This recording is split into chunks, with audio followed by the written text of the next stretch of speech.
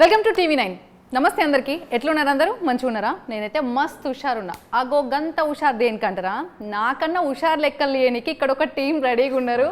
చూస్తున్నారు, ఇంకా థియేటర్లు దద్దరిల్లేటట్టు తగ్గేదేలే అన్నట్టు దుమ్ము లేపుతున్నారు ఇప్పటికే. ఇక December 12th రోజు అయితే అసలు ఎక్కడ బుక్ చేసుకోవాలని అర్థం కాదు, ఎందుకంటే ఆల్మోస్ట్ హౌస్ఫుల్ అయిపోయింది. సిచ్యువేషన్ చూస్తుంటే ఇట్లా అనిపిస్తుంది, మరి వీళ్ళని అడుగుదాం అసలు ఎట్లున్నది ఏంది కథ అనేది.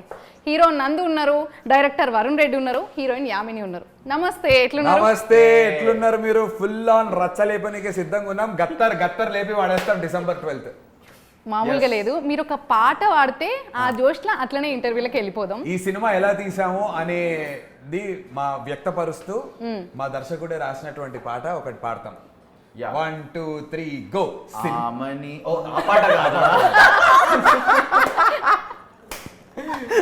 ఓకే, ఇది నేను మా ఫిలిం జర్నీకి అంకితం చేస్తున్న ఇండిపెండెంట్ ఫిల్మ్ మేకర్స్ అందరికీ అంకితం. ఫిలిం తీద్దాం అనుకొని ధ్యాస వచ్చిన ప్రతి ఒక్కరికి 1 2 3 గో. సినిమా తీసినాం, మేం సినిమా తీసినాం. జేబులోన డబ్బు లేదు, స్టార్కేమో దిక్కు లేదు, పెద్ద పెద్ద సెట్ లేదు, ఇండస్ట్రీలో హవా లేదు. సినిమా తీసినాం, మేం సినిమా తీసినాం.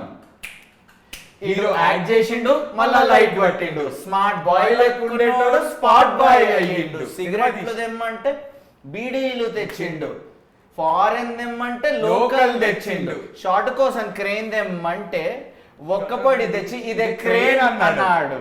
సినిమా తీసినాం, మేము సినిమా తీసినాం. అది మా జర్నీ. ఇంకా ఉన్నాయి వర్సెస్, మేము ఇది మళ్ళీ పూర్తిగా మీకు రికార్డ్ చేసి. మీరు ఏదో ఆమని అని స్టార్ట్ చేసారు, అది కూడా ఒకసారి కంటిన్యూ అయ్యారు ఇదే జోష్లా. వద్దులే, వద్దంటారు. యా, హీరోయిన్ గారు పారిపోతారు. ఈమని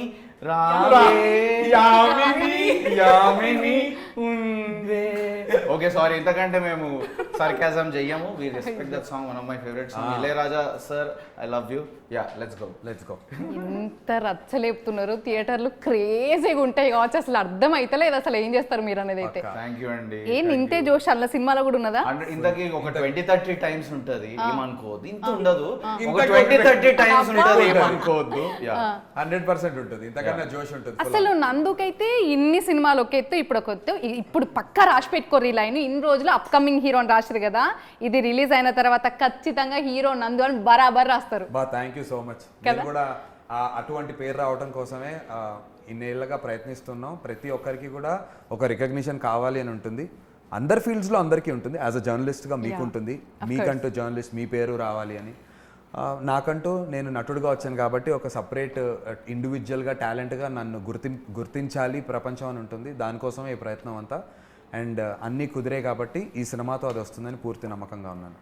మీకు ఈ మూవీస్ అన్న ఒక ఎత్తు ఇప్పటివరకు చేసినా ఇవి ఒక ఎత్తు అని ఇందాక మనం మాట్లాడుకున్నట్టుగా, ఇందులో స్పెషాలిటీస్ అంటే ఏం చెప్తారు? టక్కున ఒక 3 చెప్పమంటే ఏం చెప్తారు? ఇందులో స్పెషాలిటీసా? Entertainment, emotion, new grammar of film making. ఈ 3 స్పెషాలిటీస్గా ఉంటాయి. ఎందుకంటే మీరు చూస్తే ఆయన ఎంటర్టైనింగ్ బ్రేకప్ స్టోరీ అని చెప్పాం. బ్రేకప్ స్టోరీ అంటే ఏడుపు రావాలి, కానీ ఈ బ్రేకప్ స్టోరీలో వాడుకున్న ఏడుపు వల్ల మనకు నవ్వు వస్తూ ఉంటుంది. అది ఒక చాలా కొత్త ఎఫెక్ట్ అన్నమాట. అండ్ ఎమోషన్, ఇలాంటి ఒక సైక్ క్యారెక్టర్కి ఇంత సైనిటీ ఉన్నటువంటి ఒక హీరోయిన్, ఇలాంటి ఒక చిన్నపిల్లోడి మధ్య ఉండే ఒక కెమిస్ట్రీ ఏదైతే ఉంటుందో ఇప్పటి వరకు చూసినటువంటి చిత్రాల్లో కన్నా విభిన్నమైనటువంటి సీన్స్ని వరుణ్ రాసి తీయటం జరిగింది. సో అది ఒక ఫ్యాక్టర్గా చెప్తా ఎమోషనల్గా. అండ్ ఫిల్మ్ మేకింగ్ గ్రామర్, వరుణ్కి ఒక very original voice of film making ఒక శైలి ఉంది. అది ఒక చాలా యూనిక్ స్టైల్, కాపీ చేయలేని ఒక స్టైల్ ఉంది. సో అది చాలా చాలా ఇంపార్టెంట్ స్టైల్ ఎలిమెంట్. 3 చెప్పమన్నారు కాబట్టి ఇంపార్టెంట్గా ఈ 3 అయితే చెప్పగలను. అసలు మామూలుగా లేరు కదా, మీరు దూరంగా ప్రిపేర్ అయి ఉన్నట్టున్నారు కదా. అసలు ఆన్ టాప్ నాకు మీరు క్వశ్చన్ అడుగుతారో తెలియదు. అట్లా ఎట్లా లీక్ అయింది? ఇంతేనా? వీళ్ళు సెట్లో కూడా ఇట్లనే ఉండేదా? ఇంకా ఇక్కడ ఎక్కువ ఉండలేకపోతున్నాము. బేసిక్ గా కొంచెం నందు ఎక్స్పీరియన్స్డ్, మీతో కంపేర్ చేసినట్టయితే ఎక్స్పీరియన్స్డ్ కదా. అసలు తన దగ్గర నుంచి ఎట్లాంటివి నేర్చుకున్నారు? అండ్ సెట్ లో కూడా ఇంతే ఫన్ ఉండేదా? ఏమన్నా కొంచెం అట్లా మెయింటైన్ చేసేదా? ఎక్కువ సైక్ ఉండేది. నాకే భయం వేసేది ఏంటంటే, నాది ఒక క్యారెక్టర్ ఒకలా వెళ్తుంది కదా, నేను ఎక్కడ వీళ్ళలాగా వరుణ్ లాగా డైలాగ్ చెప్పేస్తానేమో అని చెప్పి. డబ్బింగ్లో మేము కొంచెం చేసాంలేండి, బట్ చాలా ఇన్ఫ్లుయెన్స్ ఉండేది యాక్చువల్లీ. నందు నుంచి సపోర్ట్ అంటారా? యాక్చువల్లీ నేను చాలా నేర్చుకున్నాను. ఇప్పుడు ప్రమోషన్స్లో కూడా when you're going to a college అలా జనంలోకి వెళ్ళిపోయి నేను ఎప్పుడు చూడలేదు యాక్చువల్లీ. పైన కూర్చుని సినిమా బాగుంది చూడండి అది ఇది చెప్తారు కానీ, బట్ జనంలోకి వెళ్ళిపోయి వాళ్ళ నుంచి ఫీడ్బ్యాక్ తీసుకుని వాళ్ళతో చిల్ అవుతా, వాళ్ళతో ఫోటోలు దిగుతా, సినిమా ఎట్లుంటుందో చెప్పి, సినిమా ఎందుకు చూడాలి అని చెప్పి. So they all went inside already, అట్లా వెళ్ళిపోతారు అనమాట. వరుణ్ గారు ఏంది మీ దోస్తానని చెబితే ఈ సినిమా వచ్చిందా? ఈ దోస్తాని సినిమా మా ఇద్దరిది. కోసే దోస్తానమా? ఏంది మీ కథ? అభిషేక్ బచ్చన్, జాన్ అబ్రాహం దోస్తాని. రైట్. నేను ప్రియాంక చోప్రా కాదు. తిను యామిని భాస్కర్ అండి. యామిని భాస్కర్ మన తరుణ్ భాస్కర్ గారికి రిలేషన్ లో అంటే చుట్టాలు కాదు. డైరెక్టర్ విజయ్ భాస్కర్ గారు ఉన్నారు కదా, వాళ్ళ రిలేషన్ కూడా కాదు. కాకపోతే మన కొరియోగ్రాఫర్ వెళ్ళిపోదాం పదా. కానీ మన కొరియోగ్రాఫర్ బాబా భాస్కర్ ఉన్నారు కదా, వాళ్ళ రిలేషన్ కూడా కాదు. యామిని భాస్కర్ అంతే. ఆస్కార్ బదులు ఈ భాస్కర్ అన్నట్ట. ఇవాళ భాస్కర్ అంటారు, ఏదో రోజు ఒక అక్కడ కూడా ఆస్కర్ వెళ్తాం, ఆస్కర్ అనే పదాన్ని కూడా వెళ్తాం. Yes. Joke okay let's go. Why joke? Serious joke. అదే మన డ్రీమ్ ఎట్లుండాలి నందు? మన డ్రీమ్ చెప్తే అవతల వాళ్ళు నవ్వాలి. నవ్వండి, మీరు మా మీద నవ్వండి. మేము ఏదో రోజు ఆస్కార్ గెలుస్తాం. నవ్వొస్తుందా? అనిపిస్తుందా వీడు ఓవర్ చేస్తుండని? మేము ఈ సినిమా డ్రీమ్ అట్లానే ఉండాలి. మేము ఈ సినిమా స్టార్ట్ చేసినప్పుడు కూడా ఎవరైనా ఉంటే మామ ఏం చేస్తారా అంటే, సినిమా తీసిన తర్వాత ఒక పెద్ద డైరెక్టర్కో పెద్ద ప్రొడ్యూసర్కో చూపిస్తాం, వాళ్ళు కొని వాళ్ళ ప్రెసెన్స్ పడుతున్నా అన్నప్పుడు మా మీద చాలా మంది నవ్వారు. మమ్మల్ని నన్ను వరుణ్ని నమ్మనటువంటి వాళ్ళు 100లో 99 మంది ఉన్నారు. That also comes from our personality, sorry for that. But నమ్మనటువంటి వాళ్ళు ఉన్నారు.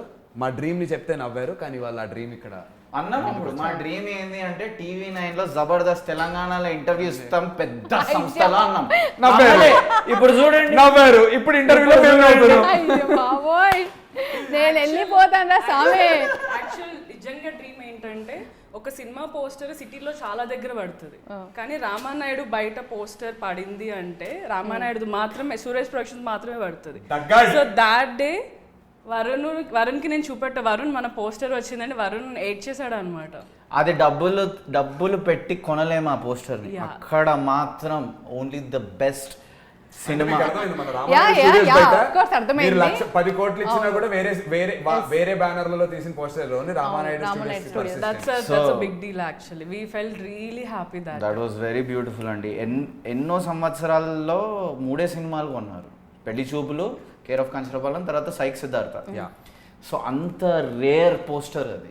అది మామూలు పోస్టర్ కాదు. అక్కడ జస్ట్ మా టైటిల్ ఉండడమే ఇట్ ఈస్ యురేనియం, అంత రేర్ అది. సో అంత UPSC టాపర్స్ అన్న ప్రతి సంవత్సరం వస్తారు, కానీ అక్కడ బయట నుంచి అబ్సల్యూట్లీ ఆడ్స్ అవే ఉన్నాయండి. ఆడ్స్ అవే.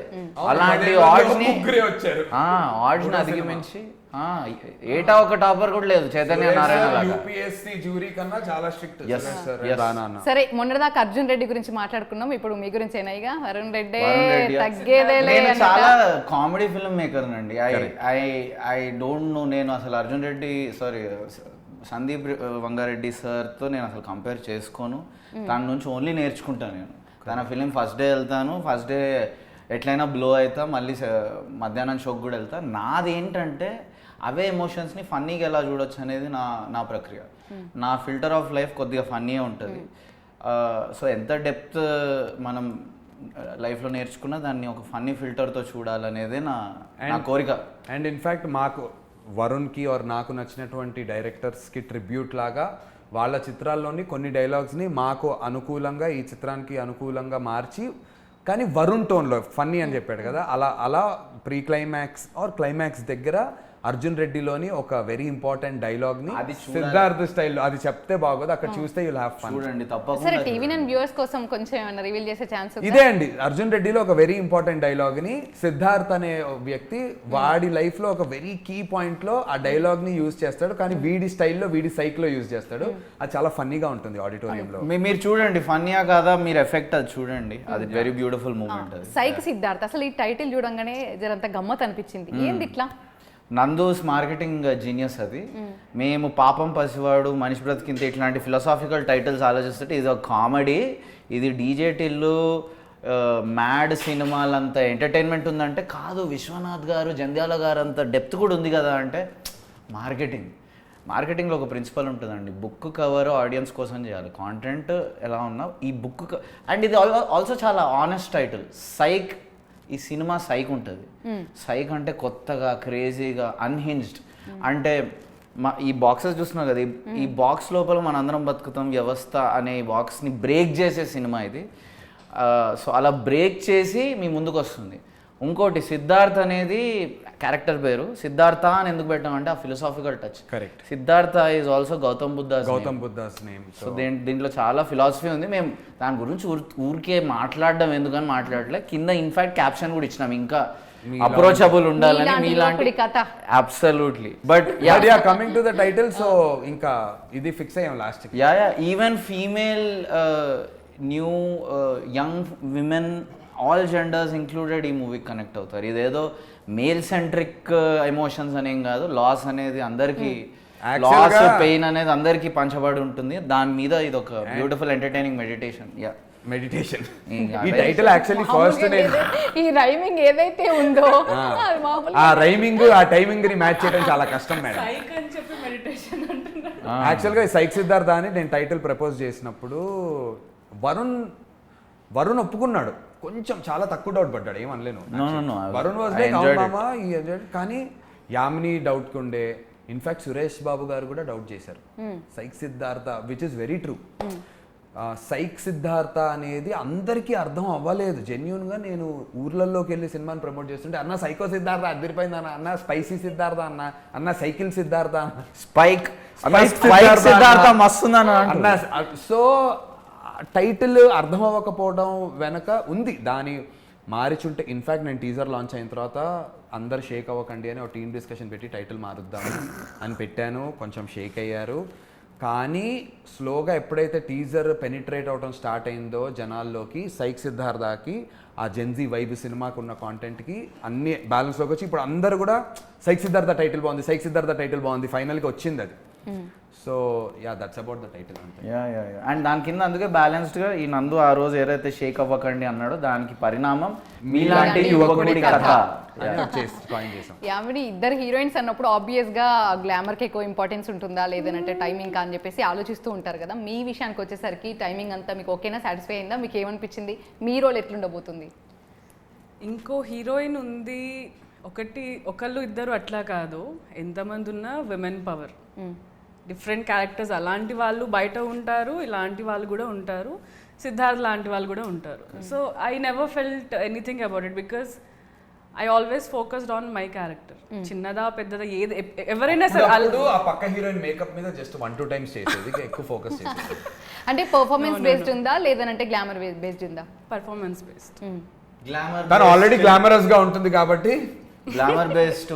ఓల్డ్ స్కూల్ మణిరత్నం వైబ్స్ కొన్ని ప్లేసెస్ లో నాకు తగిలే, డెఫినెట్లీ తగిలే. నాకు నేను ఎడిట్ లో చూస్తుంటే మేము టెంపరీ ట్రాక్స్ గా పెళ్లి చూపుల మ్యూజిక్ చాలా వాడాం టెంపరీ ట్రాక్స్ గా. వివేక్ సాగర్ గారు thank you so much. So ఆ టెంపరీ ట్రాక్స్ మీద చూస్తుంటే పెళ్లి చూపులు కూడా కొద్దిగా మణిరత్నం వైబ్స్ ఉంటాయి. అవును రైట్. ఎస్పెషల్లీ విక్రమ్ అండ్ చిత్ర మధ్య సీన్స్ అయితే లిటరలీ మనకు ఆ సినిమాలో నుంచి ఇది కదా నాది చిత్ర మధ్య జరిగే సీన్స్, అలాంటి మూమెంట్స్ ఉంటాయి.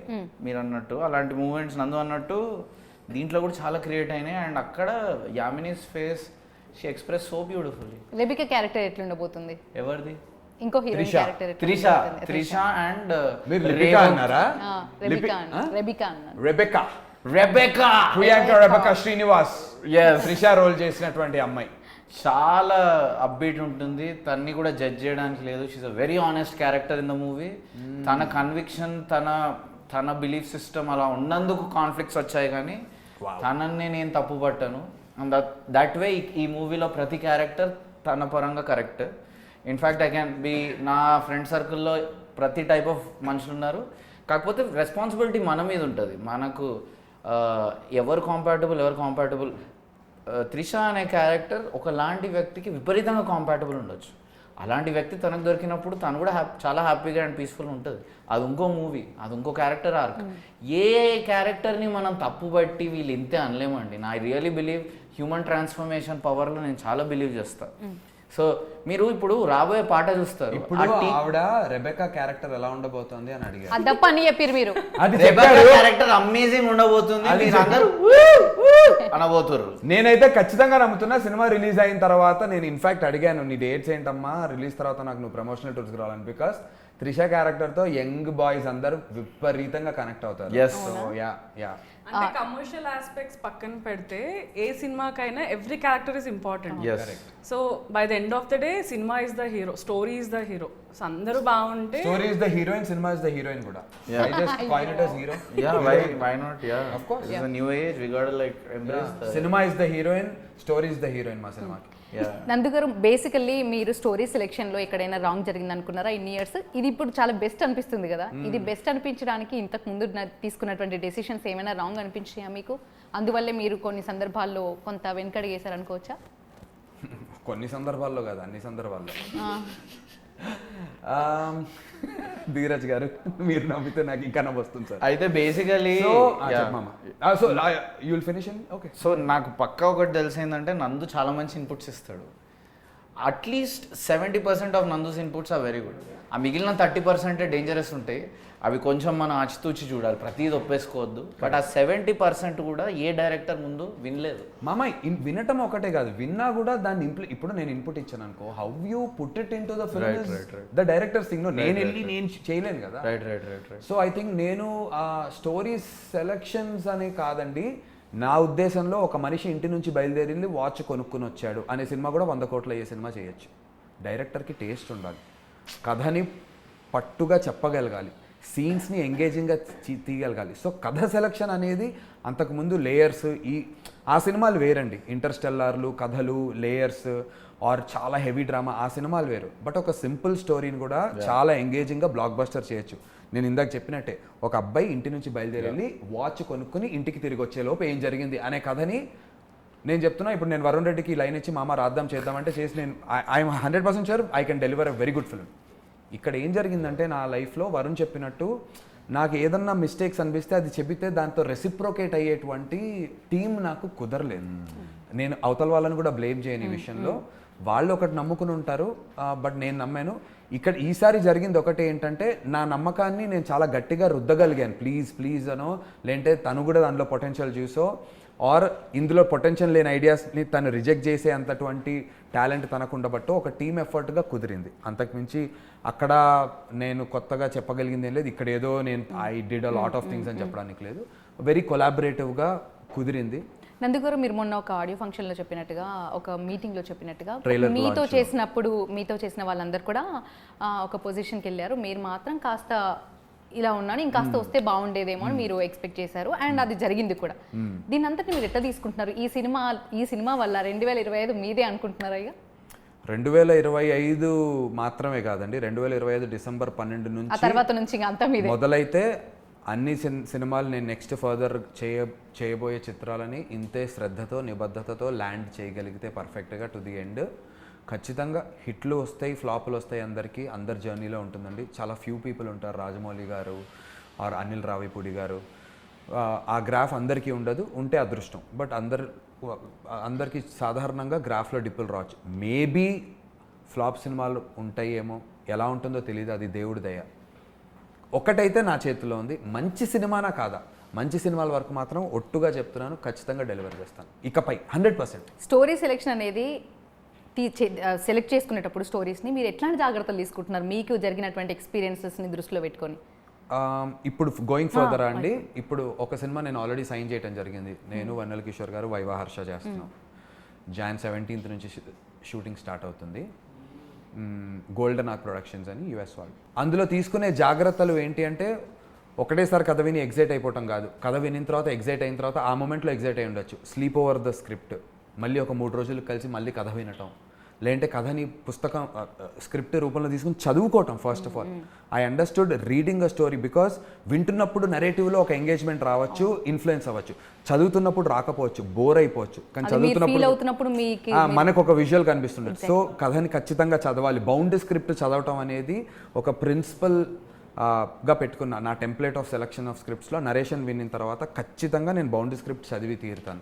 ఇంకోటి నందు డైరెక్టర్ నమ్ముతాడు, డైరెక్టర్ టేస్ట్ బట్టి చాలా సో స్క్రీన్ ప్లే ఒక ఎత్తు అయితే అది ఎవరు డైరెక్ట్ చేస్తున్నారో అతనికి ఎలాంటి టేస్ట్ ఉంది, పాట పాడమనగానే ఆమని అంటాడా లేకపోతే డైరెక్ట్ పాటలకు దిగుతాడా, ఇట్లాంటి ట్రేట్స్ చాలా అబ్జర్వ్ చేస్తాడు నందు. నాకు టేస్ట్ ఎక్కువ ఇంపార్టెంట్. డైరెక్టర్ యొక్క టేస్ట్ ఆఫ్ ఫిల్మ్, తనకి ఇష్టమైన సినిమాలు ఏంటి, తను వినే పాటలు ఏంటి, తనకి ఇష్టమైన ఎడిటర్లు ఎవరు, అది తెలుగులో కావచ్చు. ఇప్పుడు వరుణ్ అడిగితే నీకు ఏ కైండ్ ఆఫ్ ఎడిటింగ్ ఇష్టం అన్నాను అనుకోండి, గై రిచీ అంటారు, ఎడ్గర్ రైట్ అంటాడు, ఆ స్టైల్ ఆఫ్ ఎడిటింగ్ ఇష్టం అంటాడు. ఇప్పుడు నన్ను వరుణ్ అడిగాడు నీకు ఏ సినిమా ఇష్టం అంటే నేను ది యాంగ్రీ ఇండియన్ గాడెస్ అని చెప్పా.